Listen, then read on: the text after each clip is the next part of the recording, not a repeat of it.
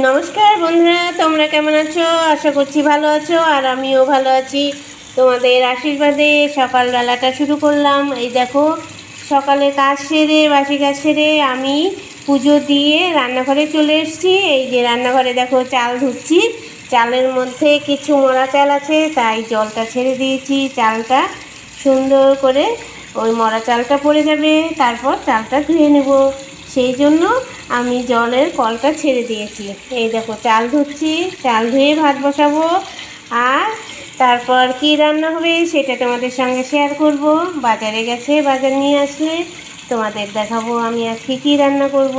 তো চলো, এই দেখো চাল মোটামুটি মরা চাল চলে গেছে। এখন আমি কলটা বন্ধ করে দেব, তাহলে চাল ধোয়া মোটামুটি মরা চালটা মনে হয় চলে গেছে। এই দেখো, আর তো দেখা যাচ্ছে না, চাল চলে গেছে। এই দেখো, এই যে আর একটাও নেই মরা চাল। তো অনেক দিনের পুরনো তো চালটা, চালের বস্তাটা ঘরে রেখেছিল, তো পুরনো হয়ে গেছে। সেই জন্য 2-4টে করে মরা চাল থাকে। তো ধুয়ে নিলাম পরিষ্কার করে। এই দেখো, বললাম বাজার চলে আসছে, বাজারে গেছে, বাজার নিয়ে চলে আসছে। এই দেখো, এখানে দেখো, এই যে মাছ নিয়ে আসছে, অনেকগুলো মাছ নিয়ে আসছে। এতগুলো মাছ তো আমাদের লোক কম, রেখে দেব অল্প, আর আজকের জন্য 2-3 পিস রান্না করব। আর দেখো, এখানে পটল পাওয়া গেছে, আজকে অনেক দিন পর পটল নিয়ে আসছে, কারণ আমি পটল খেতে প্রচুর ভালোবাসি, খুব পছন্দ করি পটল। আর এই দেখো বেগুন, সুন্দর শীতের বেগুন পাওয়া গেছে, আর সঙ্গে আছে শাক। শাক রান্না হবে আজকে। এখানে দেখো লাউ শাক নিয়ে আসছে, কচি কচি লাউ শাক। এখানে এই যে, তো লাউ শাক করব, আর মাছের ঝোল করব, আর পটল পোস্ত করব। তো আমি তো পটল খুব ভালোবাসি, তাই পটল পেলে আমার আর কিচ্ছু লাগে না। তো এই দেখো, তো আমার কি করব, এখন অনেক কাজের চাপ বেড়ে গেল, আর শাকগুলো এখন বেছে নেব। আর আমার সঙ্গে থাকো, আর এখন শাকটা বেছে নিই।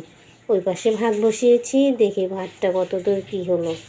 এই দেখো, ভাত হয়ে আসছে। আর কি বলো, জীবনে শান্তি নেই, যেখানেই যাই সেখানেই কাজ, যেখানেই যাই সেখানেই কাজ। কাজ ছাড়া কোনো কিছু হয় না। সকালে উঠে তাড়াহুড়ো লেগে যায়, আর কি বলে ফেলি তোমাদের।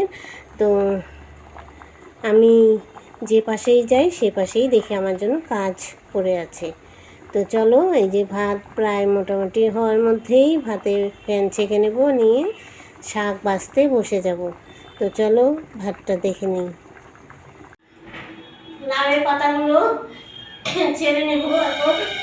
আর আগেকার দিনে মা মাসিরা বলতো যে লাউ পাতা বিলালে নাকি শত্রু দমন হয়।